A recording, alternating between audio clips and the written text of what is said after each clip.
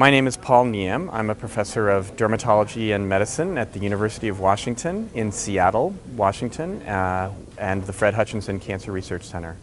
One of the studies that is being presented here at ASCO 2018 relates to Merkel cell carcinoma in the metastatic setting, and in fact in the toughest setting, and that is patients who have previously received chemotherapy and then whose cancer has progressed.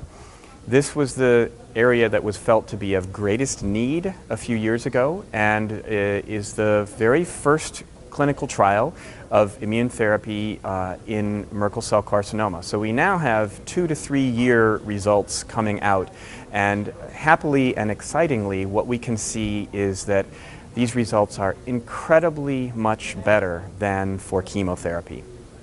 Among patients who just received chemotherapy and had their cancer come back and then received more chemotherapy, no patient was alive in several historical control studies.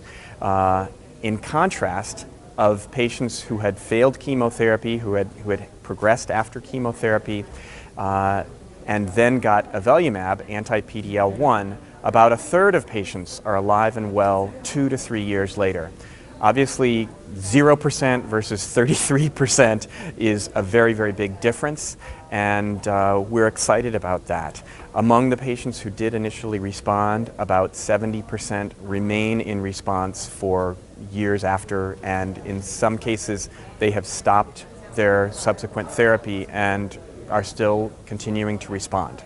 It's important to note that with studies of avelumab and the other immune therapy agents, if you get that immune therapy before chemotherapy, your chances of responding and benefiting are about twice as high. So a very big difference. And we strongly believe that patients should not, in most cases, receive chemotherapy before getting immune therapy. And that, I think, is the direction that the field will be going, but that is what the data very clearly tell us at this point.